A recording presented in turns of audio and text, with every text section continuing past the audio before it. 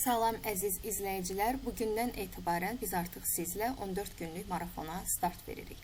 Bu marafon daxilində siz fizika 1-ci hissədə olan mövzuları hazırladığım əlyazma konspektlər vasitəsilə sürətli şəkildə təkrar edə biləcəksiniz. Qeyd edeyim ki, bu mövzuların biz daha ətraflı şəkildə izahlarını ayrı-ayrı videolarda izah etmişik. Bu marafonda isə həmin mövzuları daha sürətli şəkildə təkrar etməkdir məqsədimiz. Sizdən tək istəyim, marafon boyunca heç bir videonu itirmədən ardıcıl şəkildə bütün videoları izləmək və 14 günün sonunda artıq siz fizika 1-ci hissə mövzularını tam sürətli şəkildə təkrar etmiş olduğunuzu özünüz görə biləcəksiniz. Vaxt itirmədən gəlin artıq marafonumuza start verək. Bugün olan mövzumuz düz xətli bərabər sürətli və dəyişən sürətli hərəkət mövzusudur. Mexaniki hərəkət hissəsindən başlayaq. Mexaniki hərəkət zaman keçdikcə cismin fəzada başqa cisimlərə nəzərən vəziyyətinin dəyişməsidir. Və mexaniki hərəkətin biz öyrənmişik ki, 3 əsas növü var. Onlardan birincisi irəliləmə hərəkətidir, ikincisi fırlanma hərəkətidir, üçüncüsü isə rəqsi hərəkətdir. Mexanika özü ibarətdir 3 əsas hissədən: kinematika, dinamika və statika bölmələrindən. Baxın, mən burada qeyd etmişəm, kinematika qarşısına niyə və üzərindən xətt çəkmişəm. Səbəb odur ki, biz kinematika bölməsində özümüzə niyə sualını vermirik. Yəni ki, hərəkətin baş vermə səbəblərini araşdırmadan öyrənirik. Dinamikada isə hərəkətin baş vermə səbəblərini araşdıraraq öyrənirik. Özümüzə daim bir niyə sualını verməyimiz lazımdır. Statika bölməsində isə tarazlıq və onun şərtləri öyrənilir. Maddi nöqtə anlayışı dedikdə, verilmiş şəraitdə ölçüləri nəzərə alınmayan cisim nəzərdə tutulur. Bu tərifdə siz hər zaman fikir verməlisiniz verilmiş şəraitdə sözünə. Nə deməkdir verilmiş şərait? Ola bilər ki, eyni bir cisim bir halda maddi nöqtə hesab oluna bilər. Amma başqa bir halda eyni həmin cisim maddi nöqtə hesab olunmaya da bilər. Verilmiş şərait dedikdə eyni bir cismi bir halda maddi nöqtə kimi qəbul etmək mümkündür, digər halda isə mümkün deyil. Biz bunu təyyarə nümunəsi ilə yadda saxlamalıyıq ki, hər zaman təyyarə, əgər siz yerdən baxan bir müşahidəçisinizsə, göydə olan təyyarəni müşahidə edirsinizsə, təyyarə sizə görə maddi nöqtə hesab olunur. Amma təyyarənin içərisində olan sərnişinə nəzərən artıq həmin təyyarə maddi nöqtə hesab olunmayacaq. Növbəti anlayışımız trayektoriya anlayışıdır. Trayektoriya maddi nöqtənin və yaxud da ki, bir cismin verilmiş hesablama sisteminə nəzərən hərəkəti zamanı cızdığı xəttdir. Qısa şəkildə belə yadda saxlaya bilərsiniz ki, trayektoriya cismin hərəkəti zamanı cızdığı xətt.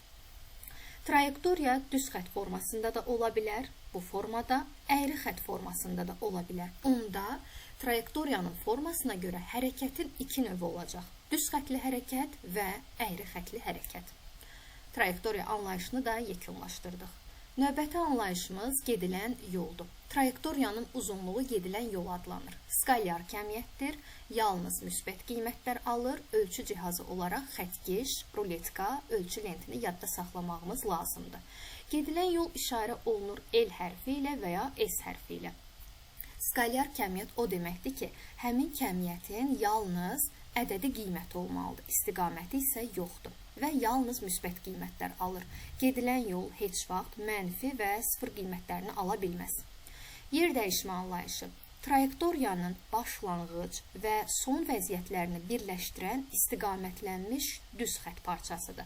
Burada sizin 3 əsas açar sözünüz olmalıdır. Onlardan birincisi başlanğıc, ikincisi son, üçüncüsü isə istiqamətlənmişdir. Əgər bu 3 sözü bir arada görsək, artıq bilməliyik ki, bu yer dəyişmənin tərifidir. Və yer dəyişmə məsələlərində də, yer dəyişmənin tapılmağına aid olan məsələlərdə də hər zaman diqqət etməliyik. Başlanğıc nöqtə hansı nöqtədir və son nöqtə hansıdır.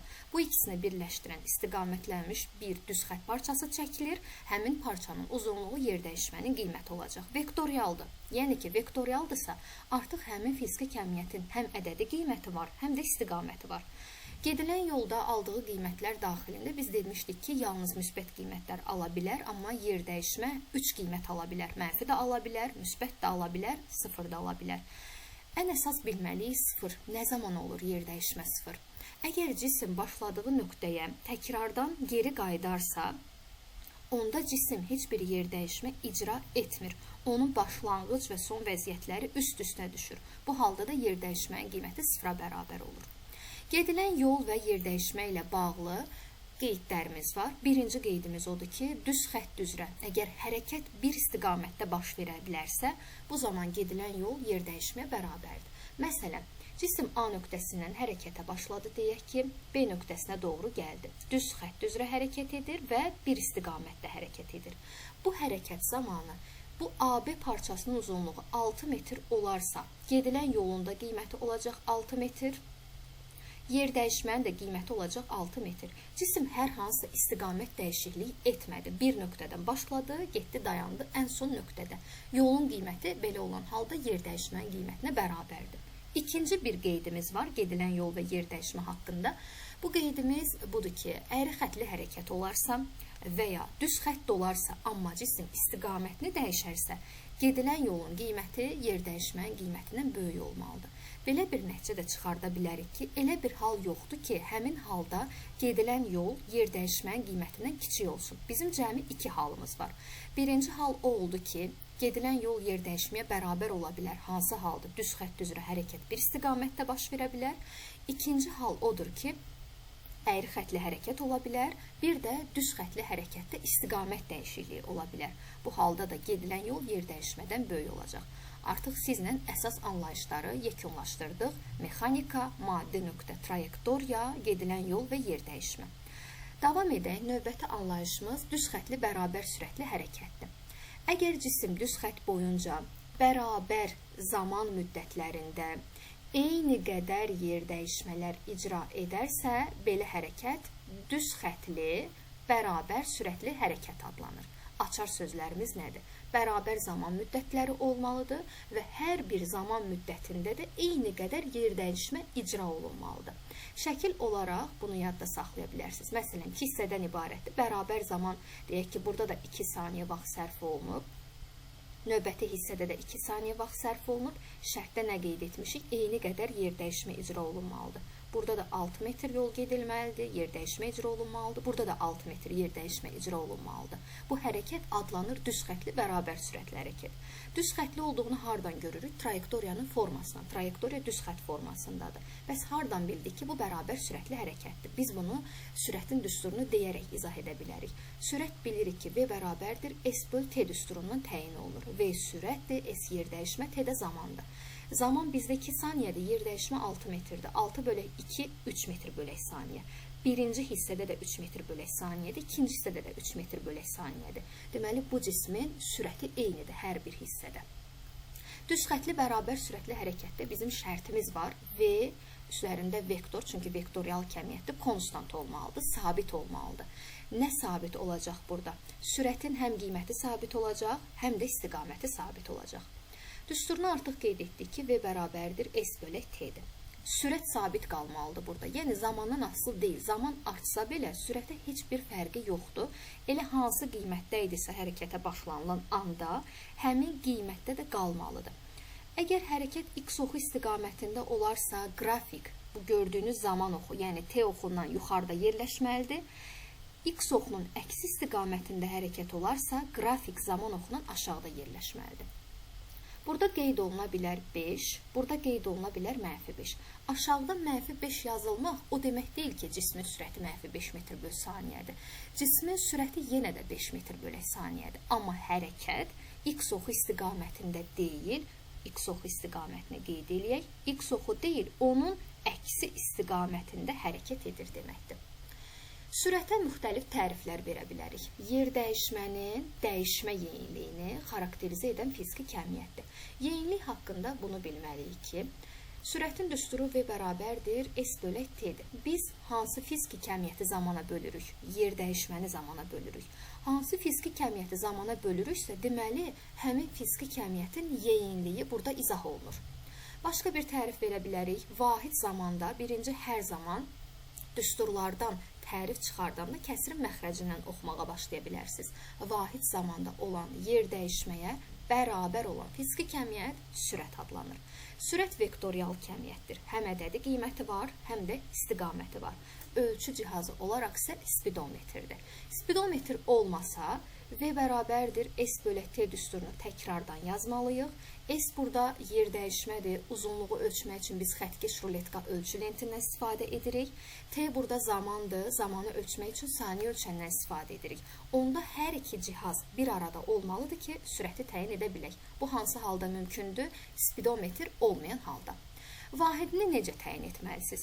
V-ni yazırıq kvadrat mötərizə içərisində. S yer dəyişmə vahidi metr, T zaman vahidi saniyə. Onda alındı metr bölü saniyə. BS dediyimiz beynəlxalq vahidlər sistemi nəzərdə tutulur. Beynəlxalq vahidlər sistemində isə bunu da qeyd edək, yeri gəlmişkən 7 dənə əsas vahid var. Həmin vahidləri belə kodlaya bilərsiniz. Qısa muz şəklində. Burada Q-nı kütlə olaraq yadda saxlayın, vahidi kiloqramdır. İşıq şiddəti olaraq ikincini yadda saxlayın, kandela. Üçüncü, temperatur, mütləq temperatur vahidi Kelvin. Dördüncü, cəryan şiddəti vahidi amper. Beşinci, maddə miqdarı vahidi moldur. U uzunluqdur, vahidi metrdir. Z zamandır, vahidi də saniyədir. Baxaq indi qrafiklərə. Qrafiklərdən biz sürətin qrafikini artıq qeyd etmişik ki, sürət aslı deyil. Ona görə də belə sabit bir qrafik çəkilməlidir. T oxundan yuxarıda yerləşə bilər. T oxundan yuxarıda yerləşirsə, hərəkət x oxu istiqamətində baş verir. Əgər qrafik T oxundan aşağıda yerləşirsə, onda hərəkət x oxunun əksi istiqamətində baş verir. İkinci, yerdəyişmə zaman qrafiki. Yerdəyişmənin tərifində bizdə belə bir məqam qeyd olunmuşdur ki, o həm müsbət, həm mənfi, həm də sıfır qiymətlərini ala bilir.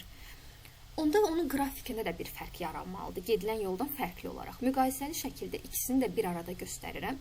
Baxın, gedilən yol yalnız zaman oxundan yuxarıda yerləşir, onu biz aşağıdan çəkə bilmərik. Çünki o müsbət qiymətlər alır yalnız.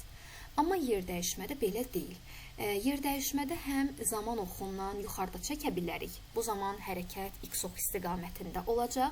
Bir də var, zaman oxundan aşağıda çəkmək olar. Bu zamanda bu hərəkət x oxun əksi istiqamətində olacaq. Düsturuna baxaq. V bərabərdir S bölü T-dən S-i tapanda V-ni T-yə vurmaq lazımdır.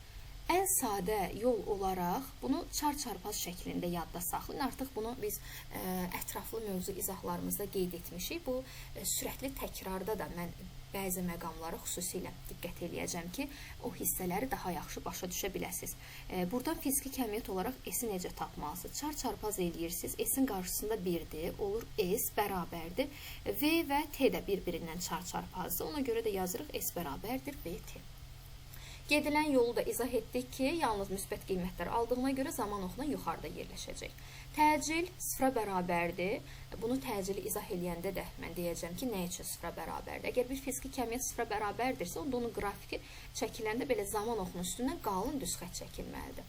Koordinat.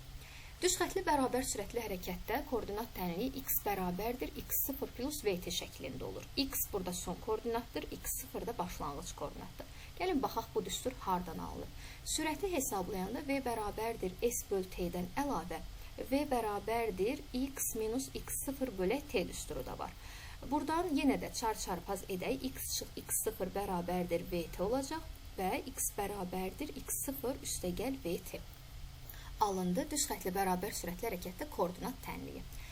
Qrafiklərinə gəldikdə isə hərəkət x oxu istiqamətində baş verirsə, bu qrafiklərin hər birinin qolları yuxarıya doğru olmalıdır. Müsbətdən də başlayıb üzü yuxarı çəkə bilərik, sıfırdan da başlayıb üzü yuxarı çəkə bilərik, mənfidən də başlayıb yenə üzü yuxarı çəkə bilərik. Sadəcə fərq nədə olacaq? Koordinatlarda. Müsbət koordinat olduqda tənliyimizdə x bərabərdir, x0 üstəgəl VT olacaq. Əgər koordinat başlanğıcından başlayırıqsa x0-ın, yəni başlanğıc koordinatın qiyməti 0-dır, ona görə VT olacaq. Mənfidən başladıqda isə olacaq mənfi x0 plus VT. Hərəkət x oxu istiqamətində olanda da sürət zaman qrafiki zaman oxundan yuxarıda olmalıdır. X oxunun əksi istiqamətində olanda isə bu dediklərimizin tam əksi. Qrafikləri yuxarıya doğru çəkəndə hərəkət x-ox istiqamətində baş verirdi. Qrafiklərin qollarını aşağıya doğru çəkəndə isə, baxın, bu formada çəkdikdə hərəkət x-oxunun əksi istiqamətində baş verir. Koordinatlarda yaranır tək fərq. Müsbətdən ola bilər, sıfırdan başlayıb üzü aşağı gedə bilər, bir də mənfidən başlayıb üzü aşağı gedə bilər. Burada da tənliyimiz x bərabər olacaq mənfi x0 minus vt. Hərəkət x-oxunun əksi istiqamətindədirsə, burada V-dir. Deməli, bu qrafikimizdə də yenə zaman oxundan aşağıdan sabit çəkilməlidir. Burada diqqət eləyin, qrafik yuxarıda çəkdiyim kimi sürətə aid olan qrafikdir. Cisim sükunətdə olduqda nə baş verir? Cisim sükunətdə olduqda sürətin qiyməti, təcilin qiyməti və yerdəyişmənin qiyməti sıfıra bərabər olmalıdır. Cisim sükunətdə olanda koordinat zaman qrafiki belə sabit bir formada olacaq. Koordinatın qiyməti müsbət olarsa, müsbətdən sabit, mənfi olarsa isə bu formada mənfidən sabit çəkilməlidir. Beləliklə, düzxətli bərabər sürətli hərəkət mövzusunda əsas məqamlarının izahlarını yekunlaşdırdıq. Davam eləyirik növbəti bir hərəkətlə, düzxətli bərabər təcilli hərəkət. Adından da görünür, burada hərəkət trayektoriyası yenə düzxət formasında olmalıdır. Bərabər təcil nə deməkdir? Sürəti bərabər zaman fasilələrində eyni qədər dəyişməlidir. Eyni qədər dəyişmək ya eyni qədər artırmalıdır, ya da eyni qədər azaltmalıdır. Bizim iki dənə halımız var burada. Ya artır, ya da azalır. Daxil etmək istədiyimiz yeni bir anlayış olacaq təcil. Təcil işarə olunur A hərfi ilə. Düstur A bərabərdir V çıxaq V0 bölək T'dir. Bunu belə də yazmaq olar. A bərabərdir delta V bölək T. Delta dəyişmə deməkdir. Bir fiziki kəmiyyətin dəyişməsi. Dəyişmə də demək son qiymətdən başlanğıc qiymətə çıxmaq nəzərdə tutulur. Vektorial kəmiyyətdir. Onu da üzərindən vektorunu qoyaq. Başlanğıc sürət V0, son sürət hər birinə vektorunu qoyduq. Düsturumuz V minus V0 bölək T oldu. V son sürət, V0 başlanğıc sürət, T zaman, A da təcildir. İndi düstura baxaraq tərifi çıxartmaq daha rahatdır. Nəyin yeyliyini xarakterizə eləyir? Bunu təyin etmək üçün qaydamız buydu ki, kəsrin sürətinə baxmalıyıq. Kəsrin sürətində olan elə sürətin özüdür, məxrəcində də zamandır. Biz sürəti zamana bölürük. Deməli, sürətin yeyliyini xarakterizə edir təcil. Başqa bir tərif olaraq belə vermək olar. Birinci oxuyuruq kəsrin məxrəcini, deyirik ki, vahid zamanda nəyə bərabərdir? Vahid zamanda sürət dəyişməsinə bərabərdir. Özdə vektorial kəmiyyətdir dedik. Vahidinə gələndə, vahidi metr bölək saniyə kvadratıdır. Ölçü cihazı olaraq isə yadda saxlayın, akselerometr olmalıdır. Bərabər təcilli hərəkətdə adından da görünür artıq təcilin qiyməti konstantdır. A bərabərdir konstant. Yəni burada təcilin qiyməti də, istiqaməti də sabit qalmalıdır. Bərabər təcilli hərəkətin növlərini araşdıraq. Birinci növü bərabər yeyinləşəndir. Bərabər yeyinləşəndə də, bərabər yavaşlayan hərəkətdə də hər iki halda təcil sabit qalmalıdır. Çünki bu iki hərəkət elə bərabər təcilli hərəkətin növləridir. Hər birində yazmalıyıq. A bərabərdir konstant. Yeyinləşən, yeyin getmək sözündən yadda saxlayın. Zaman keçdikcə burada sürətin qiyməti artmalıdır. Sürət təcil vektorları eyni istiqamətdə yönəlir. Bunu da yadda saxlamaq üçün, baxın, sizə burada bir dənə söz göstərəcəm. Bu sözü eyni sözünə oxşadaraq yadda saxlaya bilərsiniz ki, bərabər yeyinləşən hərəkətdə sürət, təcil vektorları eyni istiqamətdə yönəlməlidir. Təcil və sürət vektorları eyni istiqamətdə yönəlirsə, bu zaman onların arasındakı bucaq sıfıra bərabər olmalıdır. Bərabər yavaşlayan hərəkət. Yavaşlamaq, get-gedə sürəti azaltmaq deməkdir. Yavaşlayan hərəkət də bərabər təcilli hərəkətin bir növü olduğuna görə burada da təcilin qiyməti konstant qalmalıdır. Sürət təcil vektorları əks istiqamətdə yönəlir. Əks istiqamətdə yönəlmək onların arasında olan bucağın 180 dərəcə olmağı deməkdir. Yeyinləşən və yavaşlayan hərəkətlərin fərqləri bunlardır. Sizin əsas bilməli olduğunuz fərqlər. Mən yenə marafona başlayanda əvvəldə də demişdim, videonun əvvəlində də ki, bu marafon sürətli şəkildə təkrar etmək üçündür. Hər bir mövzunun ətraflı şəkildə bizdə izahları mövcuddur. Bu marafon yalnız siz sürətli olaraq bir mövzunu bir gün ərzində təkrar etmək istəyirsinizsə, bu videolar sizin üçün kifayət qədər yetərli olacaq. Başlayaq bərabər təcilli hərəkətin düsturlarını öyrənməyə. Birinci sürət düsturunu bilməlisiniz. 2 dənə sürət düsturu var. Onlardan birincisi V bərabərdir V0 plus AT. Bir də kökaltı olan düsturdur ki, V0 kvadratı üstəgəl 2AS. Bunu da bizim seçməyimizin qaydası artıq məsələnin verilənlərindən asılıdır. Əgər sizdə məsələdə başlanğıc sürət, təcil zaman verilibsə V bərabərdir V0 plus AT seçməlisiniz. Artıq S verilibsə, onda V0 kvadratı üstəgəl 2AS seçməlisiniz, zaman verilməsə. Yer dəyişmə üçün 3 dənə düsturu bilməlisiniz. V0 T üstəgəl AT kvadratı bölək 2. İkinci düstur V üstəgəl V0 bölək 2 vuraq T'dir. Üçüncü düstur V kvadratı çıxaq V0 kvadratı bölək 2A-dır. Koordinat tənliyi x bərabərdir, x0 üstə gələk, v0 t üstə gəl, at kvadratı bölək 2-dir. N'inci saniyədə gedilən yol Sn bərabərdir, v0 üstə gələk, a bölək 2, vuraq 2-yə çıxaq 1. Məsələlərdə diqqət etməlisiniz ki, sizə 5 saniyədə gedilən yol istənilir, yoxsa 5-ci saniyədə gedilən yol. Orada olan bu şəkilçinin çox böyük önəmi var. Əgər bu şəkilçini görsəniz, artıq S bərabərdir V0 T üstəgəl AT kvadratı bölək 2 yazaraq məsələni həll edə bilmərik. N'inci saniyədə gedilən yolun özünün düsturu var. V0 üstəgəl A bölək 2 vuraq 2-yə çıx 1-dir. Müxtəlif qeydlərimiz var yenə bizim məsələlərdə. Məsələnin şərtində sükunət vəziyyəti desəm, V0-ın qiyməti 0-a bərabər olmalıdır. Əgər cisim dayanır desə, onda son sürətin qiyməti 0 olmalıdır, V bərabərdir 0. Bərabər sürətli hərəkətdə N'inci saniyədə gedilən yolu bizdən istəsə, bərabər sürətli hərəkətdə 5-ci saniyədə gedilən yol elə 1 saniyədə gedilən yol deməkdir. 1 saniyədə gedilən yol nədir? Sürət deməkdir. Bərabər sürətli hərəkətdə N'inci saniyədə gedilən yol sürətdir. Bərabər təcilli hərəkətdə N'inci saniyədə gedilən yol V0 üstəgəl A bölək 2 vur 2-yə çıxaq 1 düsturundan təyin olunur. Köçürmə qrafikləri zamanı siz aşağıda olan məqamlara diqqət etməlisiniz. Birinci məqam odur ki, baxdığınız qrafik əgər zaman oxundan, yəni T oxundan yuxarıda yerləşərsə, sürətin qiyməti müsbətdir. İkinci bilməli olduğumuz məqam, qrafik zaman oxundan aşağıda olarsa, sürət mənfidir.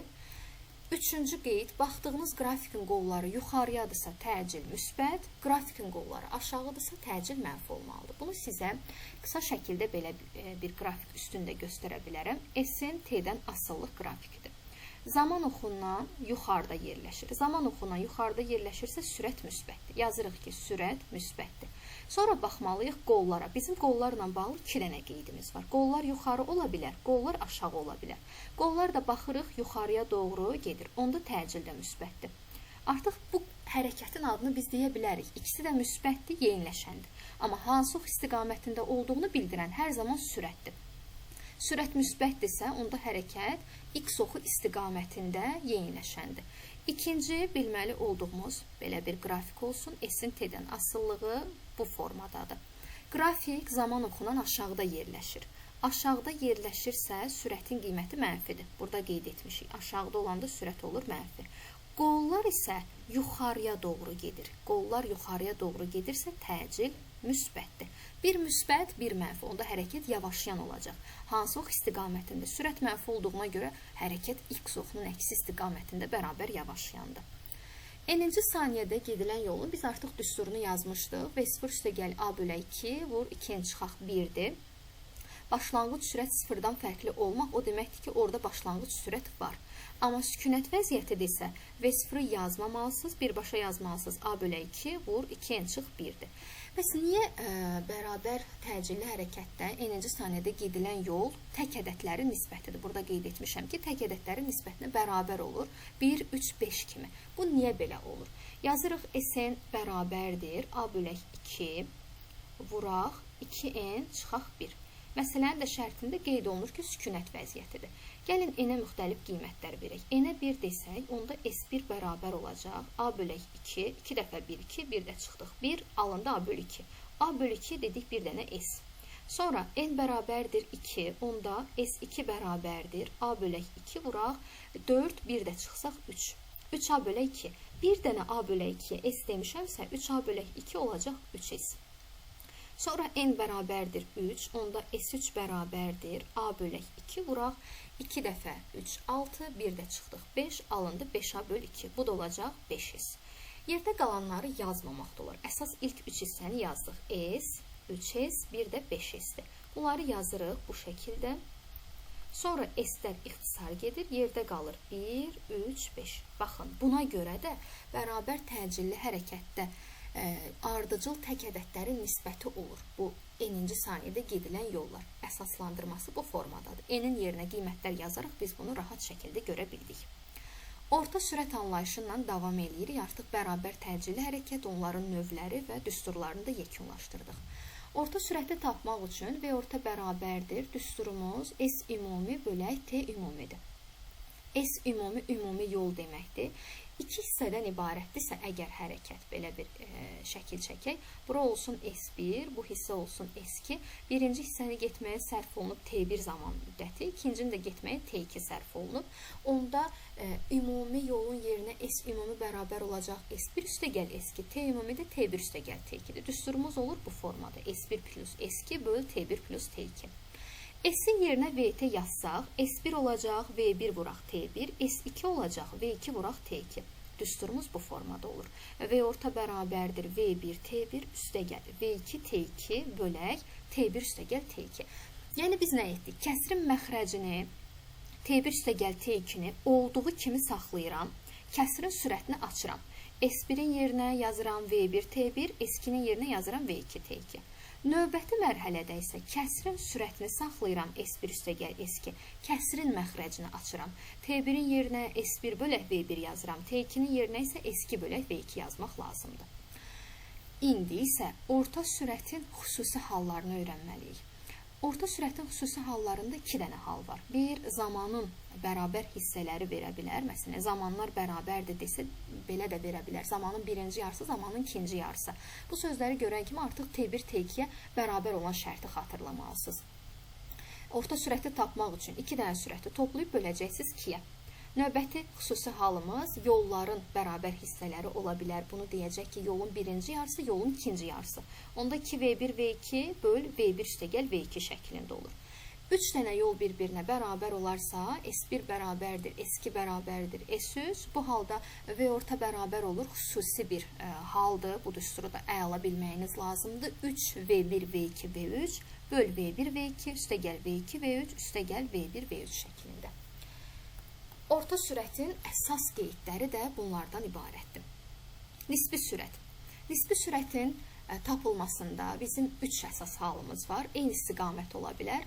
Cisimlər eyni istiqamətdə hərəkət edərsə, nisbi sürəti tapmaq üçün fərqi tapmaq lazımdır. V1, 2 bərabərdir. 1-in 2-yə nəzərən sürəti deməkdir. V1 çıxaq V2, V2 1 demək, 2-nin 1-ə nəzərən sürəti deməkdir. V2 minus V1-dir.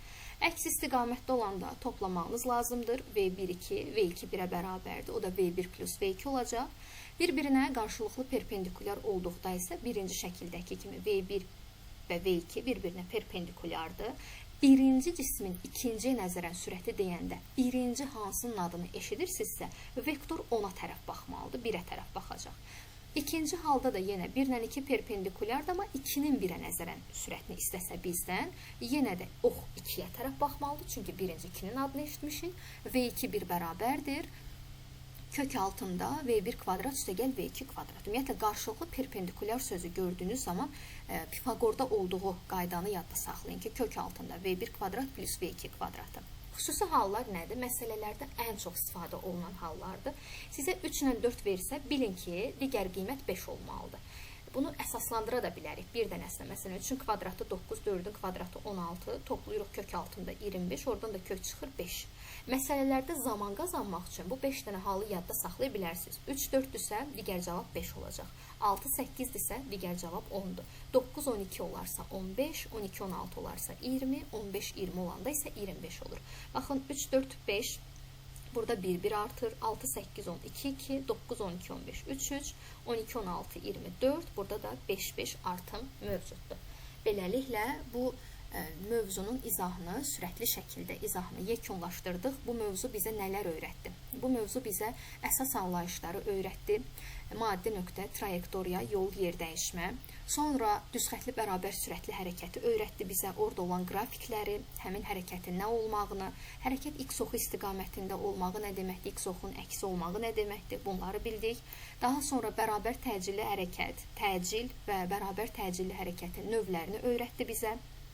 Onların bir-birindən fərqini, bərabər təcilli hərəkətin düsturları, qeydlərimiz məsələlərdə nələrə diqqət etməliyik, köçürmə qrafiklərində olan qeydlərimiz, n-ci saniyədə gedilən yol anlayışı, orta sürət anlayışını öyrətdi bizə və nisbi sürətin tapılma qaydası. Hər bir videonun sonunda siz bu sualları özünüzə verərək videoda nələri öyrəndiyinizi mütləq şəkildə yoxlayın. Əgər bu marafonun heç bir gününü itirmədən davamlı şəkildə 14 günün sonuna qədər mənlə bir yerdə olsanız, artıq 14 günün sonunda birinci hissənin sürətli şəkildə təkrarını bitirmiş olacaqsınız. Hər birinizə uğurlar.